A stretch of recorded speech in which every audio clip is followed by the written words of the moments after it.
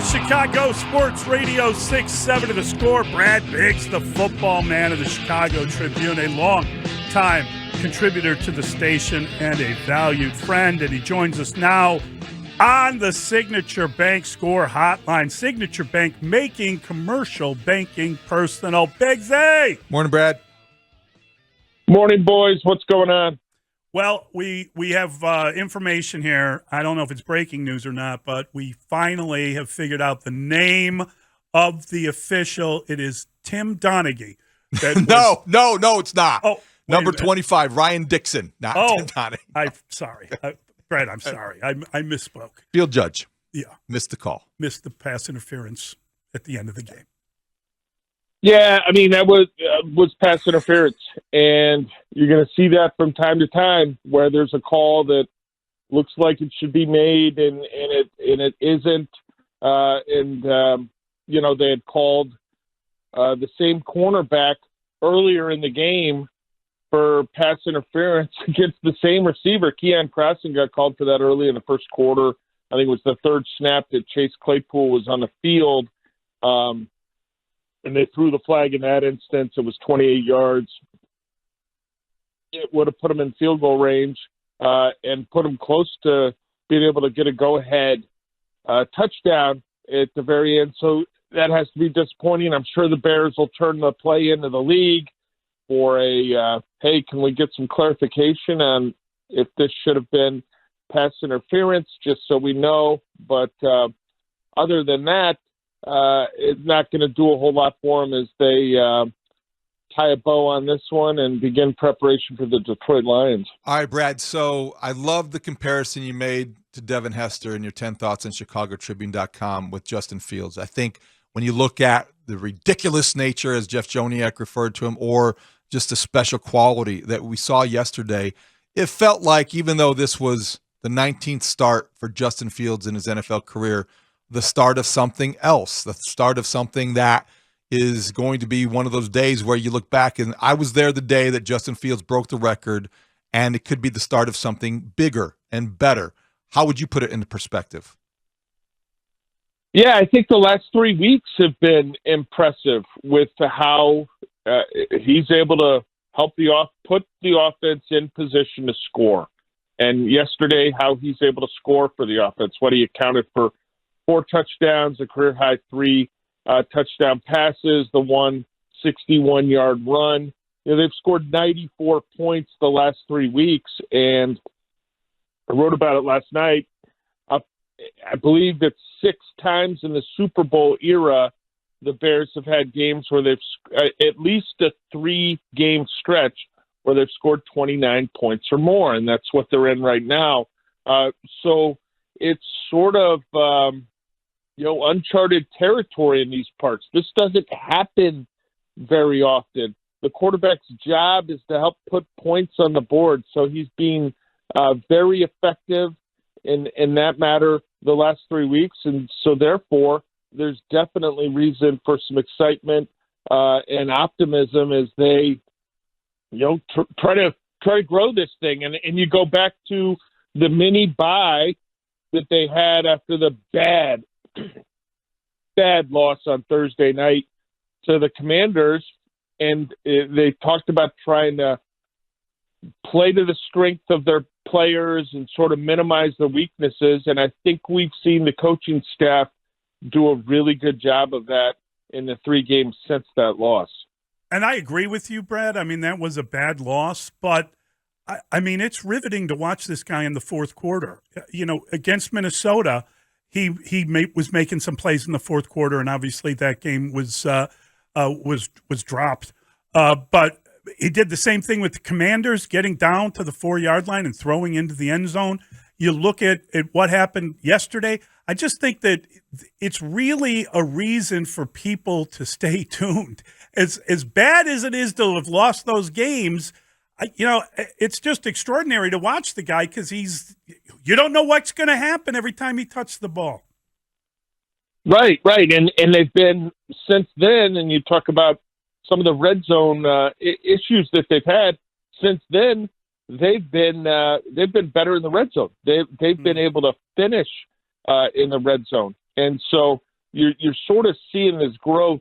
Like, you caution people, don't look for necessarily a step forward every Sunday, that it's not a perfect line on a graph or a chart where you see this sort of evolution of the quarterback and alongside it a chart of the evolution of the offense. But the last month or so, it feels like, you can mark legitimate progress week to week. Now, are there things they need to get better at? Yeah, and the coaches will have a list of them, and they'll be reviewing them early this week, and they'll be trying to clean those things up as they prepare for the Lions. They're still not getting the success that they quite need out of the passing game, but it's a work in progress, and I think everybody accepts that. And so you just sit back and you watch to see how they're gonna move forward in the following week. And Brad, moving forward, I think the conversation shifts a lot to, is this sustainable with a quarterback like Justin Fields? And I think there's always examples trotted out there, RG3 and Cam Newton and good comps maybe. But I always go back to this.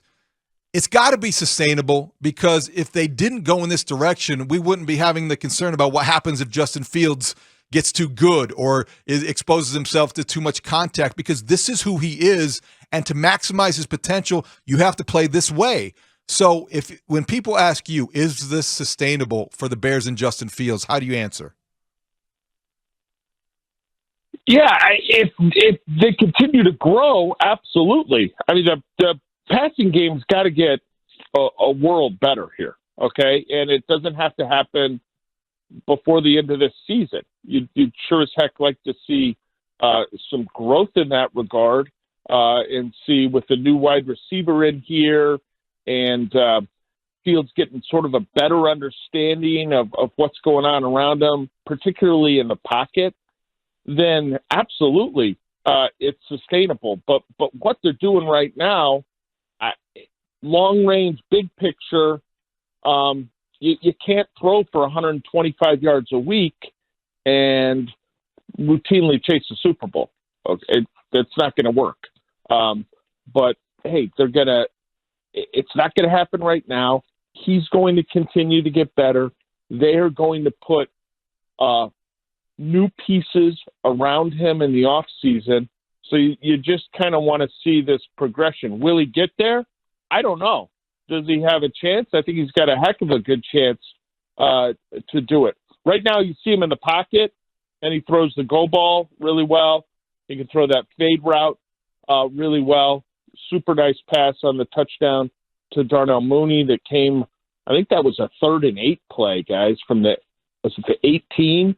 That was a really good throw. But it's those go balls and the fades. Those are the passes you can see him deliver with consistency from the pocket. I'm not sure you're seeing him throw much else from the pocket with any consistency. They didn't utilize the middle of the field like Tua and the Dolphins did, where they just kind of carved up the Bears defense. So that's what you're moving forward to. That's got to be a goal in the future.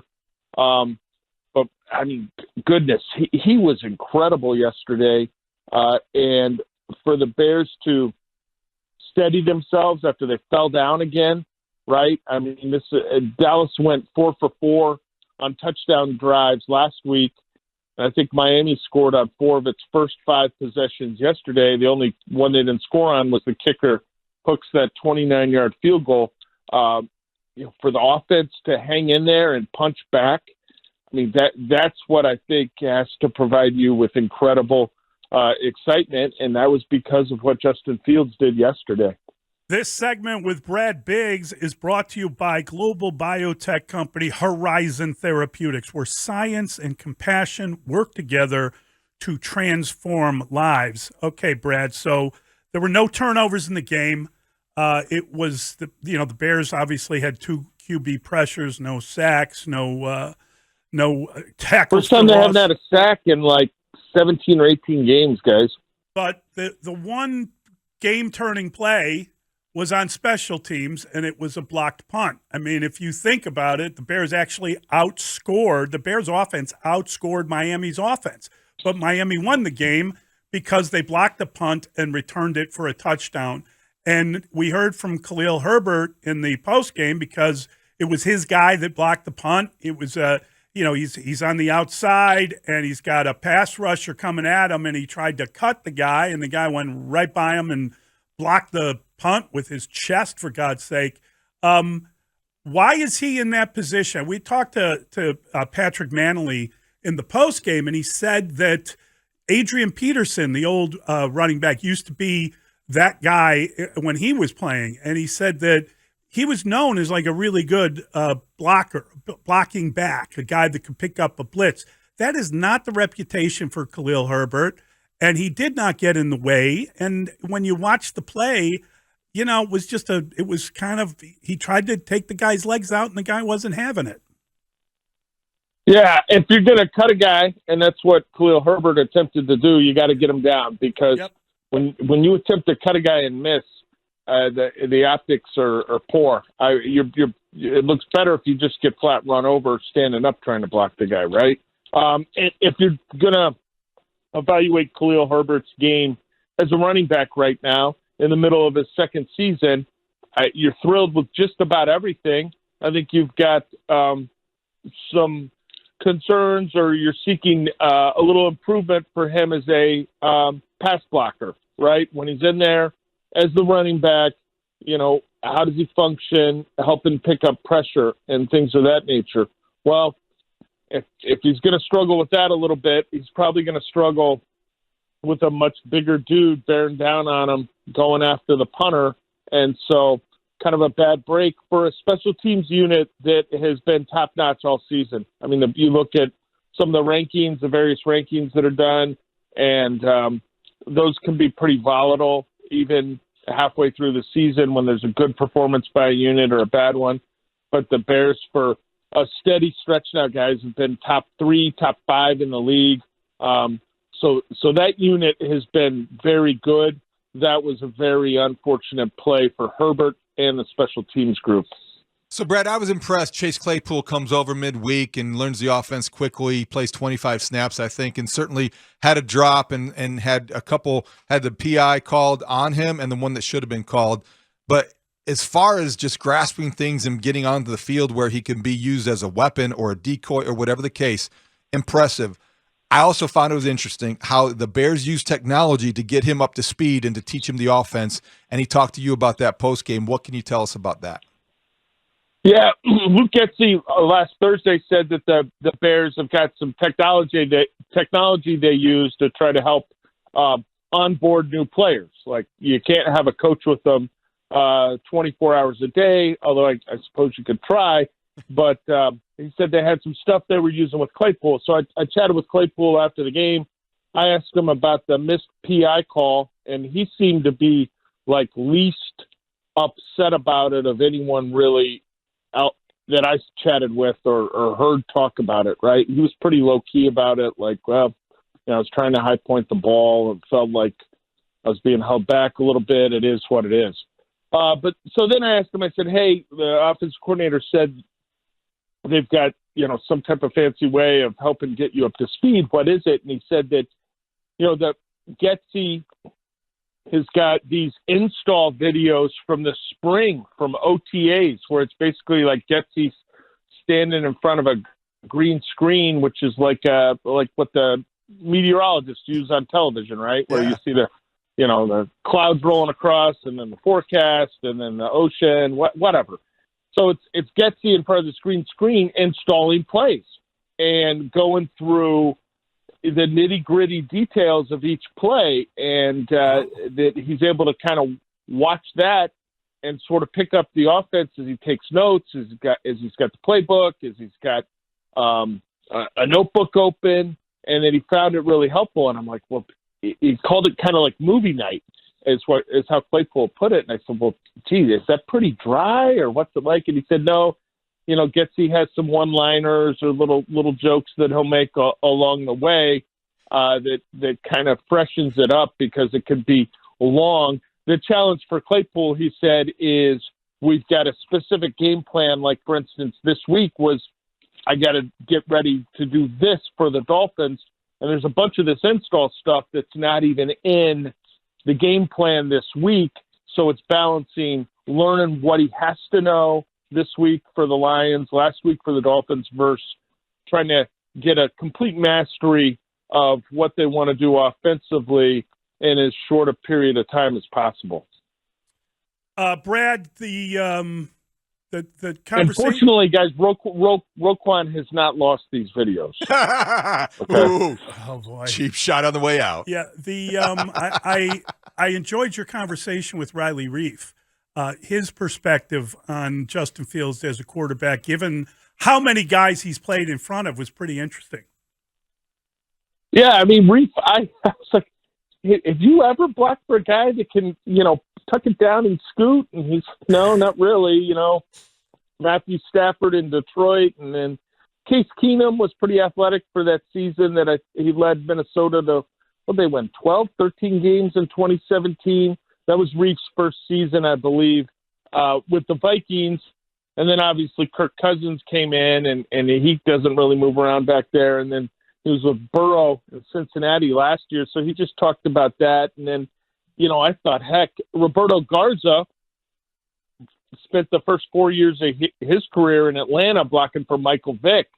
So, chatted with him briefly, like, what's it like when there's this guy back there that can just do this crazy stuff that you don't see most Sundays when you're watching a ball game? And he said, as an offensive lineman, you're going to get beat from time to time.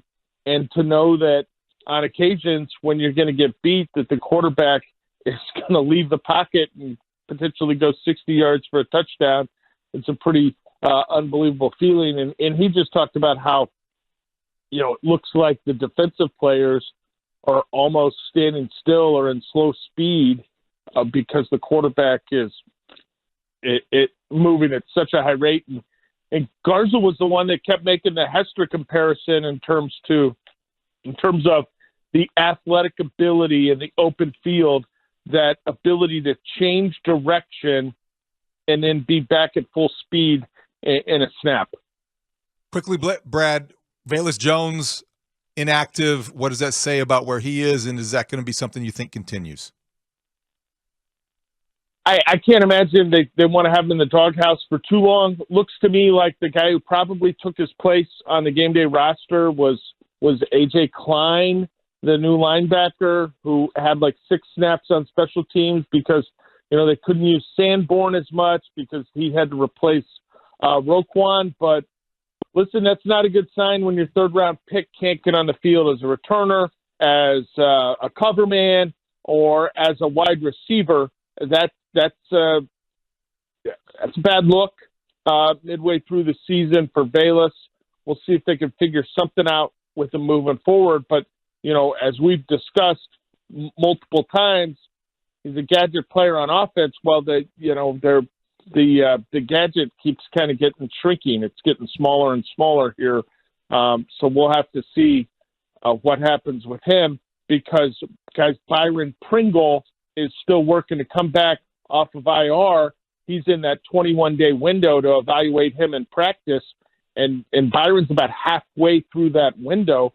So the team would actually have to make a decision on his status to return to the 53 by the middle of next week, so shortly after that Lions game, if not before. If Pringle's back in the mix, that wide receiver group gets even a more crowded for Velus, and that should be a good problem to have for the Bears, but it's a bad problem when you've got this young guy you spent a third-round pick on, and the coaches can't find a way to get him on the field at this point.